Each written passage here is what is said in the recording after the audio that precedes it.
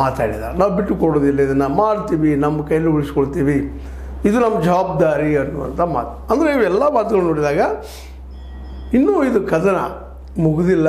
ಅಧ್ಯಕ್ಷ ಉಪಾಧ್ಯಕ್ಷ ಸ್ಥಾನದ ಆಯ್ಕೆಯ ತಿಕ್ಕಾಟ ಇನ್ನು ರಿಸಲ್ಟ್ ಬಂದಮೇಲೆ 28ರ ನಂತರ ಘೋಷಣೆ ಮಾಡಿದ್ನಲ್ಲ ಅನ್ನೋದು ಈ ಮಾತಿನಿಂದ ಸ್ಪಷ್ಟ. ಅವ್ರ ಜೊತೆಗೆ ಈ ಒಂದು ತೆರೆ ಮರೆಯಲ್ಲಿ ಇನ್ನೂ ಜೋರ್ದಾರಂಥ ಮಾತುಕತೆಗಳು, ಒಬ್ಬರನ್ನೊಬ್ಬರ ಟಾಂಗ್ ಬಡ್ದು ಕೆಡುವಂಥ ವಿಷಯಗಳು, ಅಥವಾ ತಮಗೆ ಬೇಕಾದ ಜೊತೆಗೆ ಸಂಪರ್ಕ ಮಾಡುವಂಥದ್ದು ಎಲ್ಲ ಮಾರ್ಗಗಳನ್ನು ಇಲ್ಲೇ ಪ್ರಯೋಗಿಸ್ತಾ ಇದ್ದಾರೆ ಅಂತ ಹೇಳ್ಬೋದಾಗಿದೆ. ಸ್ವತಂತ್ರವಾದ ಮೀಡಿಯಾಗೆ ಬೇಕಾಗಿರುವುದು ಸ್ವತಂತ್ರ ಧ್ವನಿ.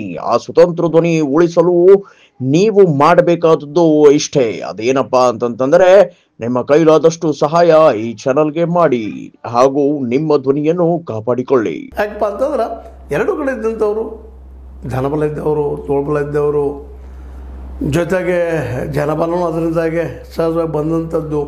ಇಲ್ಲಿ ಯಾರಿಗೂ ಕಮ್ಮಿ ಇಲ್ಲ.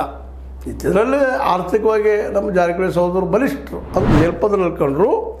ಇವು ಎದುರಾಳಿಗಳು ಸಹಿತ ಅವರೇನು ಸಾಮಾನ್ಯರಿಲ್ಲ. ಅವರು ಶುಗರ್ ಲಾಭ ಇದೆ, ಶುಗರ್ ಫ್ಯಾಕ್ಟ್ರಿಗಳಿದ್ದಾವ, ಅಲ್ಲೇ ಅದರಿಂದ ಎಷ್ಟು ಮಟ್ಟಿಗೆ ಲಾಭ ಮಾಡ್ಕೊಂಡಿದ್ದಾರೋ, ಲಕ್ಷ ಮಾಡ್ಕೊಂಡಿದ್ದಾರೆ ಬೇರೆ. ಆದರೆ ಶುಗರ್ ಫ್ಯಾಕ್ಟ್ರಿ ಮಾತ್ರ ಯಾವಾಗಲೂ ಲಾಸ್ ತೋರಿಸ್ತಾ ಇರ್ತಾರೆ ಅನ್ನೋದು ಅಷ್ಟು ಸತ್ಯದ.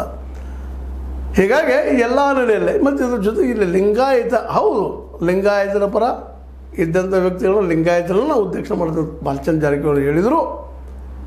ಇಲ್ಲಿಯ ಲಿಂಗಾಯತ ಏನು ಇವರು ಆಯ್ಕೆ ಆದ ನಿರ್ದೇಶಕರು ಎಷ್ಟರ ಮಟ್ಟಿಗೆ ಅವ್ರ ಮಾತುಗಳು ನಂಬ್ತಾರೆ, ಅವ್ರು ಹೇಳಿದ ಮಾತುಗಳು ಕೇಳ್ತಾರೆ ಅನ್ನೋ ಸಹಿತ ಇನ್ನೊಂದು ದೊಡ್ಡ ಪ್ರಶ್ನೆ ಆಗಿದೆ. ಯಾಕಂದರೆ ಇದು ಪಕ್ಷಾತೀತವಾದಂಥ ಎಲೆಕ್ಷನ್ ಆಗಿದೆ.